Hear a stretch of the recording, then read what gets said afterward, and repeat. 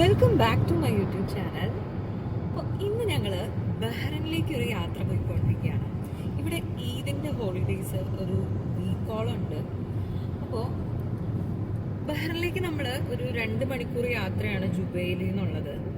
ആദ്യം ദമാമിലെത്തണം, പിന്നെ കോബാർ കടന്നിട്ടാണ് ബഹ്റൈനിലേക്ക് പോകേണ്ടത്.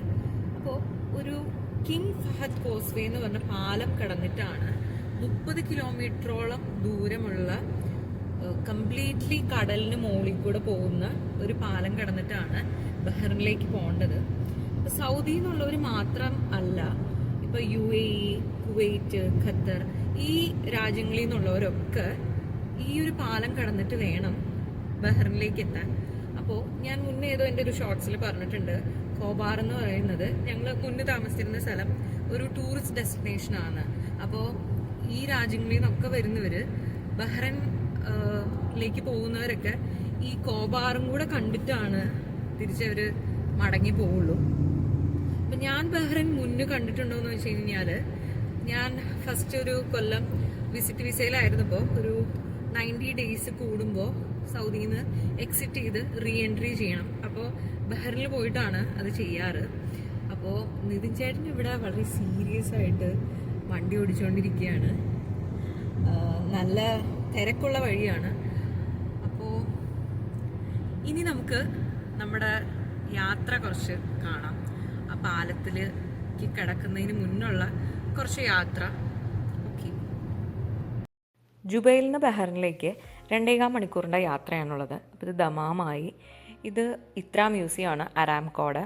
അപ്പോൾ ഇവിടെ 1923 കിങ് ആയിരുന്ന ഇബ്ന് സൗദ് അദ്ദേഹത്തിൻ്റെ പെർമിഷനോടെ ദവാസീർ എന്ന് പറഞ്ഞ ട്രൈബ് ഇതൊരു ഫിഷിംഗ് ഹാംലെറ്റ് ആയിട്ടാണ് കൊണ്ടുപോയിരുന്നത്. പിന്നെ ഓയിലൊക്കെ കണ്ടുപിടിച്ചതിന് ശേഷമാണ് ഇത് ഓയിൽ ഇൻഡസ്ട്രിയുടെ അരാംകോയുടെ അഡ്മിനിസ്ട്രേറ്റീവ് ഹബ്ബായതും പിന്നെ പോർട്ട് സിറ്റിയൊക്കെ ആയത്. അതായത് king Abdul Aziz sea port, അതാണ് ഇവിടുത്തെ പോർട്ടിൻ്റെ പേര്. പിന്നെ ഇവിടെ പേർഷ്യൻ ഗൾഫിലെ സെക്കൻഡ് ലാർജസ്റ്റ് പോർട്ട് എന്ന് പറയുന്നത് ഈ കിങ് അബ്ദുൽ അസീസ് സീ പോർട്ടാണ്. പിന്നെ ദമാം എന്ന് പറയുന്നത് ഈസ്റ്റേൺ പ്രൊവിൻസിൻ്റെ ക്യാപിറ്റലാണ്. 1.3 മില്യൺ ഒക്കെ പോപ്പുലേഷൻ ഉണ്ട്. പിന്നെ മെട്രോപൊളിറ്റൻ ഏരിയ വൈസ് പറയുകയാണെങ്കിൽ റിയാദും ജിദ്ദയും കഴിഞ്ഞ് കഴിഞ്ഞാൽ 3rd ലാർജസ്റ്റ് ദമാമാണ്. ഈ മെട്രോപൊളിറ്റൻ ഏരിയ എന്ന് പറയുന്നത് ദമാം മാത്രമല്ല, ട്രിപ്ലറ്റ് സിറ്റീസ് ആയിട്ടുള്ള ദമാം, ദഹ്റാൻ, ഖോബാർ, ഇത് മൂന്നും കൂടെ ചേർന്നിട്ടാണ് ഈ ഒരു ഏരിയ വരുന്നത്. പിന്നെ ഇപ്പോൾ ടെമ്പറേച്ചറൊക്കെ അത്യാവശ്യം 27 ഡിഗ്രി സെൽഷ്യസിലേക്കൊക്കെ ഉയർന്നിട്ടുണ്ട്. വിൻ്ററൊക്കെ ഓൾമോസ്റ്റ് കഴിഞ്ഞു.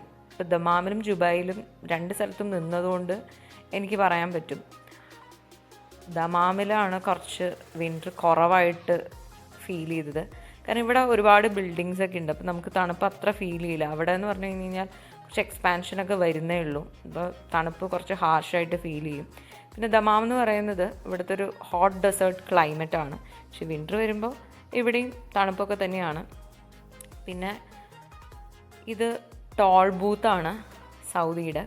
അപ്പോൾ ഇവിടെ ഞങ്ങൾക്ക് 2 പേർക്കും കൂടെ 50 റിയാലാണ് കൊടുക്കേണ്ടി വന്നത്. അപ്പോൾ ഇത് കഴിഞ്ഞ് കഴിഞ്ഞാൽ നമ്മൾ സൗദിയിൽ നിന്ന് എക്സിറ്റ് ആവാണ്. ബഹ്റൈൻ സ്റ്റാർട്ട് ചെയ്തു. ഞാൻ മുന്നേ പറഞ്ഞിട്ടുണ്ട്, ഇവിടുത്തെ കിങ് ഫഹദ് ഇൻ്റർനാഷണൽ എയർപോർട്ടിൻ്റെ ഏരിയ മൊത്തം എടുത്തു കഴിഞ്ഞാൽ അത്രയേ ഉള്ളൂ ബഹ്റൈൻ എന്ന് പറയുന്നത്. നമ്മുടെ തൃശ്ശൂർ ജില്ലയുടെ അത്രയും സ്മോളസ്റ്റ് ആയിട്ടുള്ളൊരു കൺട്രിയാണ്. കിങ് ഫഹദ് എന്ന് പറയുന്നത് വേൾഡ് ലാർജസ്റ്റ് എയർപോർട്ടാണ്. ഇപ്പോൾ നമ്മൾ പോയിക്കൊണ്ടിരിക്കുന്നത് കിങ് ഫഹദ് കോസ്വേയിലെ കൂടെയാണ്. അപ്പോൾ ഞാൻ ഏതാണ്ട് 1 വർഷം മുന്നാണ് ഇതിലെ കൂടെ യാത്ര ചെയ്തിരിക്കുന്നത്. ഞാൻ നേരത്തെ പറഞ്ഞ 30 കിലോമീറ്ററാണ് ഇതിൻ്റെ മൊത്തം ദൂരം എന്ന്. അത്രയില്ല, ഞാനൊരു ഓർമ്മയെന്ന് പറഞ്ഞതാണ്, 25 കിലോമീറ്റർ ഉള്ളൂ. അപ്പോൾ ദൂരെ ഒരു പൊങ്ങി നിൽക്കുന്ന സംഭവം കണ്ടോ, ഇതിങ്ങനെ അവിടെ ഇവിടെ ആയിട്ടുണ്ട്.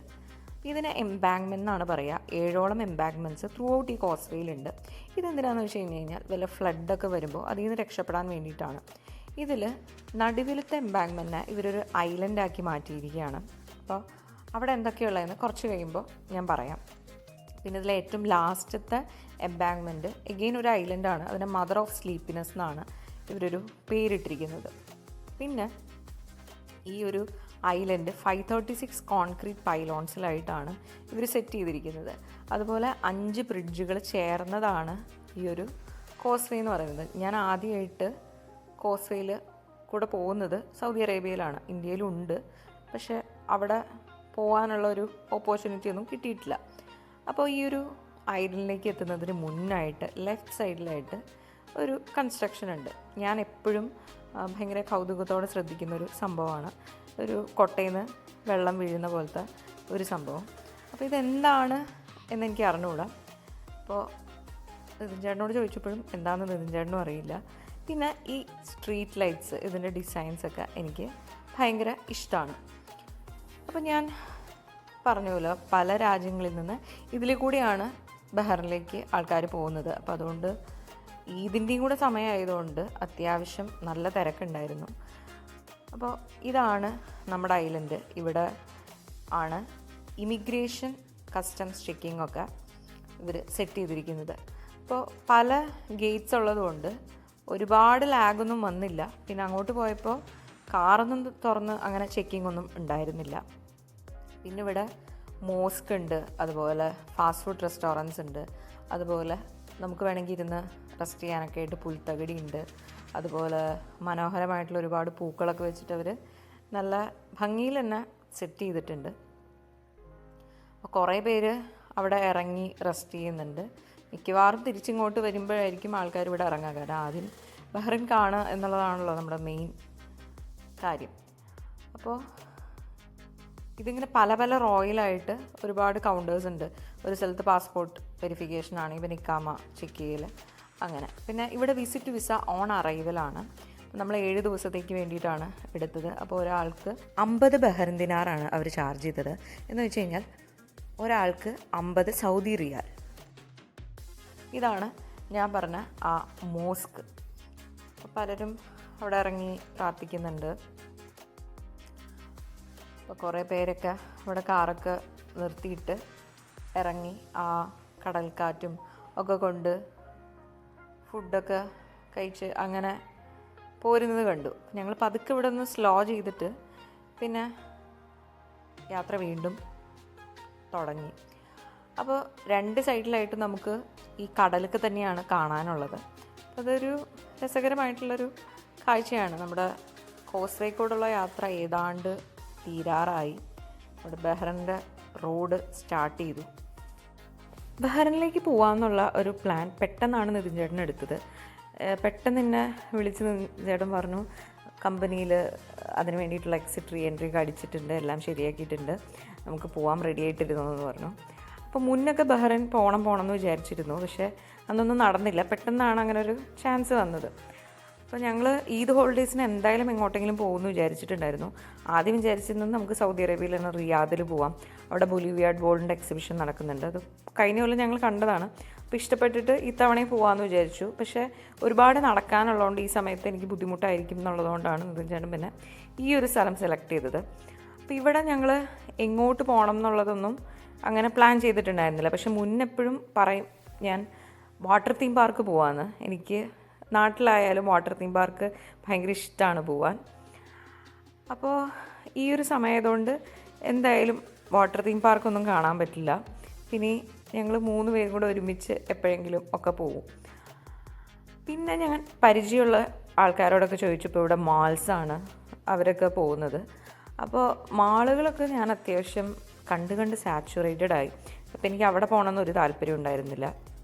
പിന്നെ മോസ്ക് ഞങ്ങൾ ഒമാനിൽ ഓൾറെഡി കണ്ടതുകൊണ്ട് അതും വലിയ താല്പര്യം ഉണ്ടായിരുന്നില്ല. പിന്നെ പൊതുവേ ഈ ഗൾഫ് കൺട്രീസിലുള്ളത് ഫോർട്ട്, പാലസ്, മ്യൂസിയം ഇതൊക്കെയാണ്. അപ്പോൾ ഫോർട്ടും പാലസും ഇതുവരെ കണ്ടിട്ടില്ല. എല്ലാ പാലസിലൊന്നും നമുക്ക് കയറാനും പറ്റില്ല എന്നാണ് എൻ്റെ ഒരു അറിവ്. അപ്പോൾ എപ്പോഴെങ്കിലുമൊക്കെ പറ്റുകയാണെങ്കിൽ അവിടേക്കൊക്കെ പോകണം. അപ്പോൾ ഈ റോഡ് ട്രിപ്പ് തുടങ്ങിയപ്പോൾ തൊട്ട് ഈ ടോൾ ബിൽഡിങ്സ് ഇവിടെ ഞങ്ങൾ കാണുന്നുണ്ട്. അപ്പോൾ ഇത് ഇവിടുത്തെ ഒരു പ്രത്യേകതയാണ്. അപ്പോൾ ഞങ്ങൾ സ്കൈ ലൈനൊക്കെ കാണാൻ ഒരു ദിവസം ഇറങ്ങുന്നുണ്ട്. ഞങ്ങളിപ്പോൾ ഞങ്ങളുടെ ഹോട്ടലിലെത്തി. പനോരമ എന്ന് പറഞ്ഞ ഹോട്ടലിലാണ് നമ്മൾ താമസിച്ചത്. അപ്പോൾ ഈ ഒരു വ്ളോഗിൽ ഞങ്ങൾ എക്സ്പ്ലോർ ചെയ്ത ഫുഡ്, ഹോട്ടൽ, റോഡ് ട്രിപ്പ് ഇത്രയൊക്കെ ഇൻക്ലൂഡ് ചെയ്തിട്ടുള്ളൂ. അടുത്ത വ്ളോഗിൽ ഞങ്ങൾ എങ്ങോട്ടൊക്കെ പോയെന്ന് ഇൻക്ലൂഡ് ചെയ്യുന്നുണ്ട്. അപ്പോൾ അങ്ങനെ ഞങ്ങൾ 3 പേരും ഇവിടെ എത്തി, സുഖമായിട്ടിരിക്കുന്നു. അപ്പം ഇതാണ് ഞങ്ങളുടെ ഹോട്ടൽ റൂം. ഇതൊരു സ്യൂട്ട് റൂമാണ്. ഇതൊരു ഹാള്.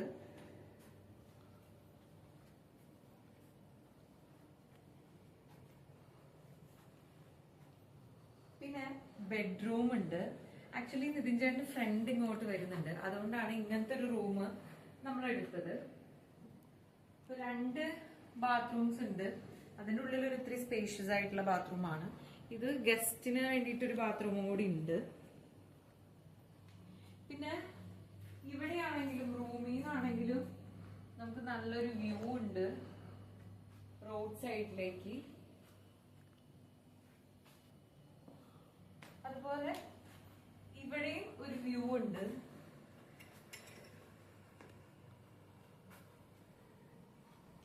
മൊത്തം അമ്പരചുംബികളായിട്ടുള്ള ബിൽഡിങ്സ് ആണ്.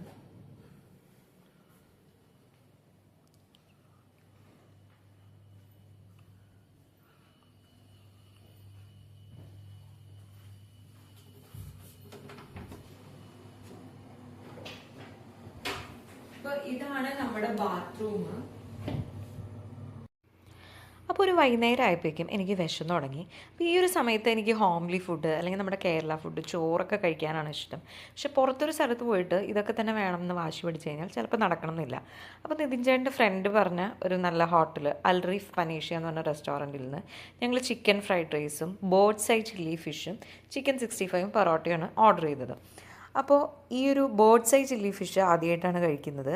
അതിനൊരു പൊള്ളിച്ച മീനിൻ്റെ ഒക്കെ ഒരു ടേസ്റ്റാണ്. അതുകൊണ്ട് എനിക്ക് വലിയ കുഴപ്പമൊന്നും തോന്നിയില്ല. പിന്നെ ചിക്കൻ ഫ്രൈഡ് റൈസിൽ ഞാനിങ്ങനെ എഗ്ഗും റൈസും മാത്രമൊക്കെ കഴിച്ചത്. ഒരുപാട് ഫ്രൈഡും ടേസ്റ്റിയും ആയിട്ടുള്ള സാധനങ്ങളും നോൺ വെജ് ഒരുപാടും ഒന്നും എനിക്കിപ്പോൾ കഴിക്കാൻ അത്ര താല്പര്യം തോന്നാറില്ല.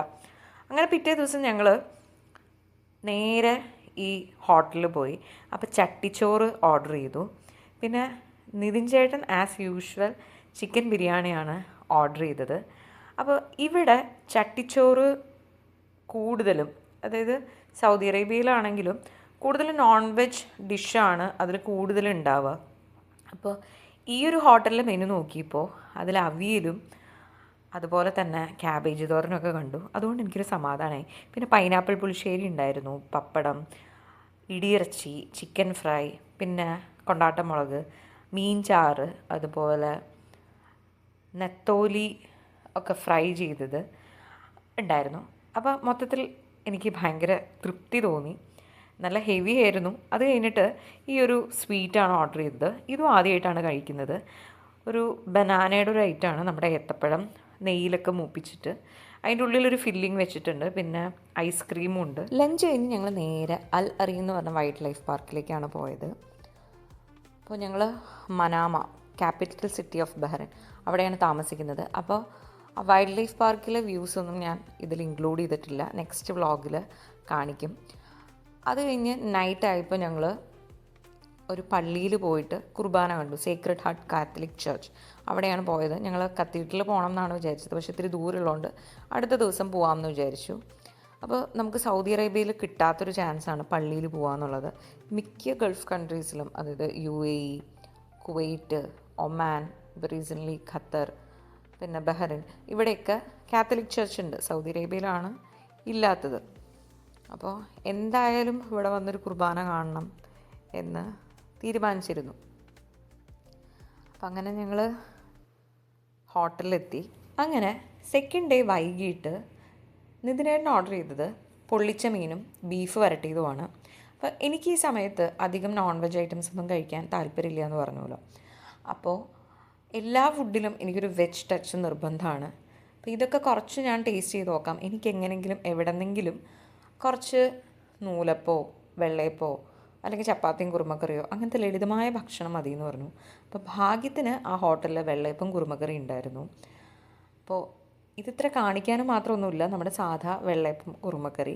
പക്ഷേ ഇത് കിട്ടിയപ്പോഴാണ് എനിക്ക് സമാധാനമായത്. ഇത് കിട്ടാൻ വേണ്ടിയിട്ട് അത്യാവശ്യം നല്ല ബഹളം ഒക്കെ ഞാൻ വെച്ചിരുന്നു. കാരണം മിക്ക ഹോട്ടലിൻ്റെ മെനുവിൽ നോക്കുമ്പോഴും fried rice, chicken biryani, parotta, beef, chicken, fish അങ്ങനത്തെ ഐറ്റംസ് മാത്രമേ ഉള്ളൂ. അപ്പോൾ എനിക്ക് കംഫർട്ടബിളായിട്ടുള്ളൊരു ഫുഡ് കിട്ടുക എന്ന് പറഞ്ഞത് എനിക്ക് ഈ സമയത്ത് ഭയങ്കര ആവശ്യമായിരുന്നു. പിറ്റേ ദിവസം മോർണിംഗിന് ബ്രേക്ക്ഫാസ്റ്റിന് പോയപ്പോൾ ഉള്ള പുറത്തെ വ്യൂസാണിത്. ഇത് bread butter, boiled egg, fruit cuts, salad, kidney beans, olive, അതുപോലെ കോൺഫ്ലേക്സ്, പാല്, ഇതൊക്കെയായിരുന്നു എൻ്റെ എല്ലാ ദിവസത്തെയും ബ്രേക്ക്ഫാസ്റ്റ്. അപ്പോൾ ഒരുപാട് അറബിക് ഫുഡൊക്കെ അവിടെ ഉണ്ടായിരുന്നു, നോൺ വെജ് ഐറ്റംസൊക്കെ. പക്ഷേ എനിക്കത് ട്രൈ ചെയ്യാൻ താല്പര്യം ഉണ്ടായിരുന്നില്ല. സിമ്പിൾ ബട്ട് കംഫർട്ടബിൾ ആയിട്ടുള്ള ഫുഡ്, അതാണ് ഇപ്പോഴത്തെ എൻ്റെ ഒരു സ്റ്റൈല്. അത് കഴിഞ്ഞിട്ട് രാവിലെ ബഹ്റൈൻ മോർണിംഗ് വൈബ്സൊക്കെ ആസ്വദിച്ച് ഞാൻ നിൽക്കുമായിരുന്നു. അതൊക്കെ കഴിഞ്ഞിട്ട് എനിക്കിഷ്ടമുള്ള ഒരു ഹിന്ദി മൂവി, സുഖി എന്നാണ് അതിൻ്റെ പേര്, ശില്പ ഷെട്ടി അഭിനയിച്ചിരിക്കുന്നതാണ്. ഈ ഒരു മൂവിയുടെ മെസ്സേജ് എനിക്ക് ഭയങ്കര ഇഷ്ടമാണ്. അതായത് ഒരു സ്ത്രീ ആളുടെ ഭർത്താവിനും കുട്ടിക്കും വേണ്ടിയിട്ട് നല്ല സമയം മൊത്തം ജീവിച്ചു. അത് കഴിഞ്ഞപ്പോഴാണ് തനിക്ക് വേണ്ടി ജീവിച്ചില്ലല്ലോ എന്ന് ഓർത്ത് പിന്നെ ഫ്രണ്ട്സിൻ്റെയൊക്കെ കൂടെ ഒരു ഗെറ്റ് ടുഗദറിനൊക്കെ പോയിട്ട് ആ പഴയ ആളെ തിരിച്ചു പിടിക്കാനുള്ള ഒരു ശ്രമം. അങ്ങനെ അന്ന് ഉച്ചയ്ക്ക് അൽറീഫ് പനേഷ്യയിൽ തന്നെയാണ് ഓർഡർ ചെയ്തത്, നമ്മുടെ ബേർഡ്സ് ഐ ചില്ലി ഫിഷും. പിന്നെ ഞാൻ ഓർഡർ ചെയ്തത് മീൽസാണ്. അപ്പോൾ അതിൽ മീൻ കറി ഉണ്ടായിരുന്നു, പിന്നെ മീൻ പൊള്ളിച്ചതുണ്ടായിരുന്നു. അത് മാത്രമേ നോൺ വെജ് ആയിട്ടുണ്ടായിരുന്നുള്ളൂ. ബാക്കിയൊക്കെ നമ്മുടെ രസം, സാമ്പാർ, പപ്പടം, കൊണ്ടാട്ടമുളക്, നാരങ്ങ അച്ചാർ, പച്ചടി, അങ്ങനത്തെ ഐറ്റംസ് ആയിരുന്നു. പായസം ഉണ്ടായിരുന്നു. മീൽസ് ഓക്കെ ആയിരുന്നു, പക്ഷെ നേരിട്ട് പോയി കഴിക്കുന്ന ഒരു ഫീല് പാഴ്സൽ വാങ്ങിക്കുമ്പോൾ ഉണ്ടായിരുന്നില്ല. അങ്ങനെ ഞാനും നിതിൻ ചേട്ടൻ്റെ ഫ്രണ്ടും കൂടെ സ്കൈ ലൈൻ കാണാനായിട്ട് ഇറങ്ങിയതാണ്. അപ്പോൾ ഞങ്ങൾ ആദ്യം ഡോൾഫിൻ ഷോ കാണാനാണ് പോയത്. അത് കഴിഞ്ഞിട്ടാണ് ഈ ഒരു നൈറ്റ് റൈഡിന് ഇറങ്ങിയത്. നിതിൻ ചേട്ടനായിരുന്നു സ്കൈ ലൈൻ കാണുമെന്ന് ഏറ്റവും ആഗ്രഹം. ഞങ്ങൾ റിയാദിൽ പോയപ്പോൾ അവിടെ ഒരു ചെറിയ ഏരിയയിൽ സ്കൈ ലൈൻ കണ്ടിട്ടുണ്ട്. ഇവിടുത്തെ സ്കൈ ലൈനും ദുബായുടെ അത്രയൊന്നും വരില്ലെങ്കിലും നമ്മൾ ഭയങ്കര ക്യൂരിയോസിറ്റിയോടെയാണ് കണ്ടത്. കാരണം ഇതൊരു റയറായിട്ടുള്ള കാഴ്ചയാണല്ലോ. സ്കൈ ലൈൻ എന്ന് പറയുന്നത് 20 ഫ്ലോർസെങ്കിലും അവിടുത്തെ ബിൽഡിങ്സിന് വേണം. അതായത് 100 മീറ്റർ ഹൈറ്റെങ്കിലും വേണം. അതിന് താഴെയുള്ളവന് അവർ സ്കൈ ലൈനിൻ്റെ വിഭാഗത്തിൽ പെടുത്തുന്നില്ല. അപ്പം ഞങ്ങളിങ്ങനെ യാത്ര ചെയ്തുകൊണ്ടിരിക്കുമ്പോഴാണ് ഒരു സൈക്കിളുകാരൻ ക്രോസ് ചെയ്യുന്നത് കണ്ടത്. സൗദി അറേബ്യയിൽ ഞാൻ ഇത്തരത്തിലുള്ള കാഴ്ചകളൊന്നും കണ്ടിട്ടില്ല. അതായത് 2 വീലേഴ്സ് തന്നെ ആൾക്കാർ ഉപയോഗിക്കുന്നത് കണ്ടിട്ടില്ല. ഇവിടെ കൂടുതലും ഫുഡ് ഡെലിവറി ചെയ്യാനൊക്കെ 2 വീലേഴ്സാണ് ഉപയോഗിക്കുന്നത്. അല്ലാതെയും സാധാരണക്കാർ സ്കൂട്ടറൊക്കെ ഉപയോഗിക്കുന്നുണ്ട്. അപ്പം അങ്ങനെ ഇരിക്കുമ്പോൾ ഞങ്ങൾ വിൻഡ് ടവർ കണ്ടു. പിന്നെയും സൗദി അറേബ്യയിലുള്ള 2 വീലർ എന്ന് പറയുന്നത് വലിയ ടൂറിസ്റ്റ് ബൈക്കുകളാണ്, അല്ലാതെ 2 വീലേഴ്സ് ആരും ഉപയോഗിക്കുന്നത് കണ്ടിട്ടില്ല. പിന്നെ സ്കൈ ലൈനെ കുറിച്ച് പറയുകയാണെങ്കിൽ എത്തരത്തിലുള്ള ബിൽഡിങ്സാണ് ഇതിൽ വരുന്നതെന്ന് വെച്ച് കഴിഞ്ഞാൽ കൊമേഴ്ഷ്യൽ ബിൽഡിങ്സ് ഉണ്ട്. അതായത് നാഷണൽ ബാങ്ക് ഓഫ് ബഹ്റിൻ, പിന്നെ മറ്റ് ബിൽഡിങ്സ് റെസിഡൻഷ്യൽ പേർപ്പസിന് വേണ്ടിയിട്ടുള്ളത് ഉണ്ട്. അതുപോലെ തന്നെ ബഹ്റിൻ വെയിൽ വരുന്ന ഒരു ഹോട്ടലുണ്ട്, 68 ഫ്ലോർസ് ഉള്ളത്. അതാണ് ഏറ്റവും വലിയ ബിൽഡിങ്. അപ്പോൾ മനാമയിലാണ് ഒട്ടുമിക്ക സ്കൈ ലൈനും കിടക്കുന്നത്. അപ്പം നമ്മൾ ജുഫൈറിലുള്ളത് മാത്രമേ കണ്ടിട്ടുള്ളൂ. മനാമയുടെ മറ്റ് ഭാഗങ്ങളിലും ഉണ്ട് സ്കൈ ലൈൻ. പിന്നെ ബഹ്റിനെ കുറിച്ച് പറയുകയാണെങ്കിൽ ബഹ്റിൻ എന്ന് പറയുന്നത് ഒരു വെസ്റ്റ് ഏഷ്യയിലുള്ള ഐലൻഡ് നേഷനാണ്. അതുപോലെ തന്നെ ഒരു ആർച്ചിപ്പെലാഗോ ആണ്. 50 നാച്ചുറൽ ഐലൻഡ്സും 33 ആർട്ടിഫിഷ്യൽ ഐലൻഡ്സും ചേർന്നിട്ട് വരുന്നതാണ്. പിന്നെ ഏഷ്യയിൽ തന്നെ മാൽഡീവ്സും സിംഗപ്പൂറും കഴിഞ്ഞ് കഴിഞ്ഞാൽ 3rd സ്മോളസ്റ്റ് നേഷനാണ്. അതുപോലെ ബഹ്റിൻ ഖത്തറിൻ്റെയും north east coast of Saudi അറേബ്യയുടെയും ഇടയിലായിട്ടാണ് കിടക്കുന്നത്. അപ്പം നമ്മൾ ഹോട്ടൽ ഏകദേശം എത്താറായി. അപ്പോൾ ഈ ഒരു വഴി കൂടെ പലതവണയായാലും അങ്ങോട്ടും ഇങ്ങോട്ടും പോകുന്നു. അപ്പോൾ ഏതാണ്ട് ഹോട്ടൽ എത്താറാകുമ്പോഴേക്കും നമുക്ക് മനസ്സിലാവും. ഒരു മോസ്ക് ഉണ്ട്, അപ്പോൾ അതിൽ കൂടെയാണ് മിക്കവാറും നമ്മൾ പോയിക്കൊണ്ടിരിക്കുന്നത്. പിന്നെ നമ്മുടെ ഹോട്ടൽ എത്താറാകുമ്പോഴേക്കും ഒരു ജോക്കറിൻ്റെ പടമൊക്കെ ഉള്ളൊരു ബോർഡുണ്ട്. പിന്നെ നമ്മുടെ ഹോട്ടലിൻ്റെ തൊട്ട് താഴെയായിട്ട് ഒരുപാട് റെസ്റ്റോറൻറ്റ്സ് ഉണ്ട്, പല പല വെറൈറ്റി ആയിട്ടുള്ള ക്യുസീൻസ് കിട്ടുന്ന. പക്ഷെ അവിടെ ഒന്നും കയറാൻ നമുക്ക് അധികം സമയം കിട്ടിയില്ല. അപ്പോൾ നിതിൻ ചേട്ടൻ്റെ ഫ്രണ്ടിൻ്റെ കൂടെയുള്ള യാത്ര ഇന്ന് അവസാനത്തെ ഡേ ആണ്. അപ്പോൾ അങ്ങനെ ഞങ്ങൾ അവിടെ വെച്ച് പിരിഞ്ഞു. അപ്പോൾ ഇതെൻ്റെ ലാസ്റ്റ് ഡേ ബ്രേക്ക്ഫാസ്റ്റ് ആണ്. അപ്പോൾ ഇന്ന് ഞാൻ കുറച്ച് വെറൈറ്റി ആയിട്ട് എന്തെങ്കിലും ഓർഡർ ചെയ്യാമെന്ന് വിചാരിച്ചു. അപ്പോൾ ബോയിൽഡ് എഗ്സൊക്കെ മാറ്റി പിടിച്ചിട്ട് ഓംലെറ്റ് പ്ലെയിൻ ആയിട്ടുള്ളത് ഞാൻ അവരെ കൊണ്ട് ഉണ്ടാക്കിപ്പിച്ചു. പിന്നെ ചിക്കൻ സമോസയും ഈ ഫ്രൈഡ് ബോൾസ്, അതിൻ്റെ ഉള്ളിൽ പൊട്ടറ്റോ ആയിരുന്നു ഫില്ലിംഗ് ആയിട്ടുണ്ടായിരുന്നത്, അതും എടുത്തു. അപ്പോൾ അത് ടേസ്റ്റി ആയിരുന്നു. പിന്നെ എല്ലാ ദിവസവും നൈറ്റ് ഇവിടെ മ്യൂസിക്കൽ ബാൻഡിൻ്റെ പെർഫോമൻസ് ഉണ്ട്. റൊമാനിയെന്ന് വന്ന ഒരു ട്രൂപ്പാണ്. അപ്പോൾ അതൊരു പബ്ബ് പോലത്തെ സെറ്റപ്പാണ്. അപ്പോൾ അവിടുത്തെ ആൾക്കാരുടെ മൂഡും വൈബും ഒക്കെ എന്താണെന്ന് ഊഹിക്കാമല്ലോ. അപ്പം ഞാൻ ഈ ഒരു സമയമായതുകൊണ്ട് അങ്ങോട്ട് പോയില്ല. പക്ഷേ എല്ലാ ദിവസവും നൈറ്റ് അവിടെ നിന്ന് ബഹളം കേൾക്കുമ്പോൾ എനിക്ക് പാട്ടിലും ഡാൻസിലൊക്കെ കുറച്ച് കമ്പം ഉള്ളതുകൊണ്ട് അങ്ങോട്ട് പോകാൻ തോന്നാറുണ്ട്. പക്ഷേ സമയം അത്ര നല്ലതല്ല. അപ്പോൾ അതൊക്കെ കഴിഞ്ഞ് ഞാൻ മുകളിൽ ഞങ്ങളുടെ ഫ്ലോറിലെത്തി. ഇപ്പോൾ ഇൻറ്റീരിയേഴ്സൊക്കെ കുറച്ച് ഷൂട്ട് ചെയ്തതാണ്. ഇത് ഒരു ക്ലേ പോട്ട്, നല്ല രസമുണ്ടായിരുന്നു. പിന്നെ ഇങ്ങനെ വാൾസിൽ അവിടെ ഇവിടെ ആയിട്ട് ഫോട്ടോസും ഒക്കെ ഉണ്ട്. ഇത് റിസപ്ഷനാണ്. നമ്മൾ ഏതാണ്ട് ബഹ്റിനിലുള്ള ഈ ടോൾ ബിൽഡിങ്സിനോടൊക്കെ ബൈ ബൈ പറയേണ്ട സമയമായി. അപ്പോൾ ഇവിടുത്തെ പോപ്പുലേഷൻ എന്ന് പറയുന്നത് 1.5 മില്യൺ ആണ്. അപ്പോൾ അതിൽ 50% മുകളിൽ എക്സ്പാട്രിയേറ്റ്സ് ആണ്. അങ്ങനെ ലാസ്റ്റ് ഡേ ഞങ്ങൾ കരാവലി റെസ്റ്റോറൻറ്റ്, അതായത് കർണാടക സീ ഫുഡിന് സ്പെഷ്യലായിട്ടുള്ളൊരു റെസ്റ്റോറൻ്റാണ്, അവിടേക്കാണ് പോയത്. അപ്പോൾ അവിടുത്തെ ആൻറ്റിക് ഇൻറ്റീരിയേഴ്സൊക്കെ ഞാനിങ്ങനെ ശ്രദ്ധിച്ചുകൊണ്ടിരിക്കുകയായിരുന്നു. അപ്പം ഞാനൊരു ഫിഷ് താലി, നിതിൻ ചേട്ടൻ ഒരു പൊള്ളിച്ച മീൻ വിത്ത് റൈസ്, ഇതാണ് ഓർഡർ ചെയ്തത്. അപ്പോൾ അത്യാവശ്യം നല്ല ഹെവിയാണ്. പിന്നെ ഞങ്ങൾ അങ്ങോട്ടും ഇങ്ങോട്ടും ഷെയർ ചെയ്തു. കാരണം വല്ലപ്പോഴൊക്കെയല്ലേ വരിക എന്ന് വിചാരിച്ചിട്ടാണ് ഇത്രയും ഒക്കെ ഓർഡർ ചെയ്തത്. കാരണം ഫിഷ് താലി എന്ന് പറഞ്ഞു കഴിഞ്ഞാൽ ഒരാൾക്ക് കഴിക്കാവുന്ന അല്ല, 2 പേർക്ക് കഴിക്കാൻ പറ്റുന്ന അത്രയുണ്ട്. പിന്നെ അവരതിന് മുന്നേ ഒരു അപ്പിറ്റൈസർ ഡ്രിങ്ക് കൊണ്ടുവന്നിരുന്നു, അത് സൂപ്പറായിരുന്നു. അപ്പോൾ ഫിഷ് താലിയിൽ പറയുകയാണെങ്കിൽ ഒരുപാട് ഐറ്റംസ് ഉണ്ടായിരുന്നു. ക്രാബ്, പ്രോൺസ്, കൂന്തളൊരു നൊസ്റ്റാൾജിയാണ്. കാരണം ഞാൻ തിരുവനന്തപുരത്ത് പഠിച്ചിരുന്നപ്പോൾ എൻ്റെ ഫ്രണ്ടിൽ കൂന്തൾ തോരൻ ഉണ്ടാക്കി കൊണ്ടുവരാറുണ്ട്. എനിക്കത് ഭയങ്കര ഇഷ്ടമാണ്. ഇപ്പോഴാണത് പിന്നീട് കഴിക്കാനൊരു അവസരം കിട്ടിയത്. കാരണം തൃശ്ശൂർ ഭാഗത്തൊന്നും അങ്ങനെ കൂന്തൾ അധികം ആരും ഉപയോഗിക്കാറില്ല എന്നാണ് എൻ്റെ ഒരു അറിവ്. പിന്നെ ഒരു മീൻ ചമ്മന്തി ഉണ്ടായിരുന്നു, അയിലക്കറി, അതുപോലെ ഫിഷ് ഫ്രൈ ഒക്കെ ഉണ്ടായിരുന്നു. പിന്നെ കുറച്ച് വെജ് കറീസ് ഉണ്ടായിരുന്നു, സാമ്പാർ, അല്ലെങ്കിൽ തോരൻ, ഉപ്പേരി, മോര്, ലാസ്റ്റ് പായസം. അങ്ങനെ വിഭവ സമൃദ്ധമായിരുന്നു താലി മീൽസ്. നല്ല സൂപ്പറായിരുന്നു. അങ്ങനെ ഞങ്ങൾ ബഹ്റിനിൽ കണ്ടു തീർക്കേണ്ടതും ചെയ്തു തീർക്കേണ്ടതുമായിട്ടുള്ള എല്ലാ കാര്യങ്ങളും കഴിഞ്ഞു. അങ്ങനെ ഏറ്റവും ലാസ്റ്റ് അവാലിയിലുള്ള the cathedral of our lady of Arabia എന്ന് പറഞ്ഞ ചർച്ചിലേക്ക് പോകാമെന്ന് വിചാരിച്ചു. അപ്പോൾ ഞങ്ങൾ ഗൂഗിളിൽ നോക്കിയപ്പോൾ 4 മണിക്കാണ് പള്ളി ഓപ്പൺ ചെയ്യുന്നത്. പക്ഷെ നാട്ടിലൊക്കെ നമ്മൾ ഹോളി മാസിൻ്റെ സമയത്തല്ലെങ്കിലും ഏതെങ്കിലും ഒരു ഡോറൊക്കെ ഓപ്പൺ ആയിരിക്കും. അപ്പോൾ ഞങ്ങൾ ഇവിടെയും അങ്ങനെ ആയിരിക്കും എന്ന് വിചാരിച്ച് ജസ്റ്റ് പ്രാർത്ഥിച്ചിട്ട് ഇറങ്ങാമെന്നുള്ള ഒരു പ്ലാനിൽ അങ്ങനെ പോയിക്കൊണ്ടിരിക്കുകയാണ്. അപ്പം ഞങ്ങളുടെ ആദ്യത്തെ ദിവസങ്ങളിൽ ഒരു പള്ളിയിൽ പോയി എന്ന് പറഞ്ഞല്ലോ, അവിടുത്തെ വ്യൂസ് ഒന്നും അധികം എടുക്കാൻ പറ്റിയില്ല. കാരണം പള്ളിയുടെ അടുത്ത് നമുക്ക് പാർക്കിംഗ് കിട്ടിയില്ല. പിന്നെ ദൂരൊരു സ്ഥലത്ത് പാർക്ക് ചെയ്തിട്ട് ഞങ്ങൾ നടന്നു വരികയാണ് ചെയ്തത്. എന്നിട്ട് എത്തിയപ്പോഴേക്കും ഹോളി മാസ് തുടങ്ങിയിട്ടുണ്ടായിരുന്നു. പിന്നെ തൃപ്തിയോടെ പ്രാർത്ഥിച്ചു. അതൊക്കെ കഴിഞ്ഞിട്ട് ഞങ്ങൾക്ക് പെട്ടെന്ന് പോകേണ്ടി വന്നു. കാരണം നിതിൻ ചേട്ടൻ്റെ ഫ്രണ്ട് എത്താമെന്ന് പറഞ്ഞിട്ടുണ്ടായിരുന്നു. അപ്പോൾ ഇന്ന് അത്യാവശ്യം നല്ല സമയമുള്ളതുകൊണ്ട് ഇവിടുത്തെ വ്യൂസൊക്കെ എടുക്കാം എന്നാണ് വിചാരിച്ചത്. അപ്പോൾ നമ്മളും ഭയങ്കര ക്യൂരിയസ് ആയിരുന്നു ഗൾഫ് കൺട്രിയിലുള്ള ഒരു ക്രിസ്ത്യൻ ചർച്ച് എങ്ങനെയായിരിക്കും എന്ന് കാണാനായിട്ട്. നമ്മൾ പോണ വഴിക്ക് അത്യാവശ്യം നല്ല ഗ്രീനറി ഒക്കെ ഉള്ള ഒരു വഴിയായിരുന്നു. അപ്പോൾ ഇവിടെ ഒരുപാട് പേര് താമസിക്കുന്നുണ്ട്. അപ്പോൾ ഞങ്ങളിങ്ങനെ പറഞ്ഞുകൊണ്ടിരിക്കുകയായിരുന്നു ഇവിടെ താമസിക്കാനൊക്കെ പറ്റുന്ന ഏരിയ ആണ്, നല്ല ബ്യൂട്ടിഫുൾ ആയിട്ടുള്ളൊരു പ്ലേസാണ്. അപ്പം ഞാൻ പലപ്പോഴും ഡേ ഇൻ മൈ ലൈഫ് വ്ളോഗൊക്കെ ചെയ്യണം എന്ന് വിചാരിക്കുമ്പോൾ ആ പ്ലാൻ ഡ്രോപ്പ് ചെയ്യാറ് ഇങ്ങനെ പുറത്തേക്കൊന്നും വലിയ വ്യൂസ് ഒന്നുള്ള സ്ഥലമല്ല നമ്മൾ താമസിക്കുന്നത്. അപ്പം ഇവിടെയൊക്കെ ആയിരുന്നെങ്കിൽ എന്ന് ഞാനിങ്ങനെ ചിന്തിച്ചു. അപ്പം അങ്ങനെ നമ്മൾ മാപ്പിൽ തപ്പിക്കൊണ്ടിരിക്കുകയാണ് പള്ളി. അത്യാവശ്യം എത്താറായി.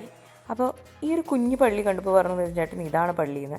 പക്ഷേ ഞാൻ കേട്ടിട്ടുണ്ട് മുന്നേ കത്തീഡ്രൽ ഭയങ്കര വലിയ പള്ളിയാണ്, എല്ലാവരും ഇവിടെ മെയിൻ ഒക്കേഷൻസിനൊക്കെ വരുന്നതാണെന്നൊക്കെ.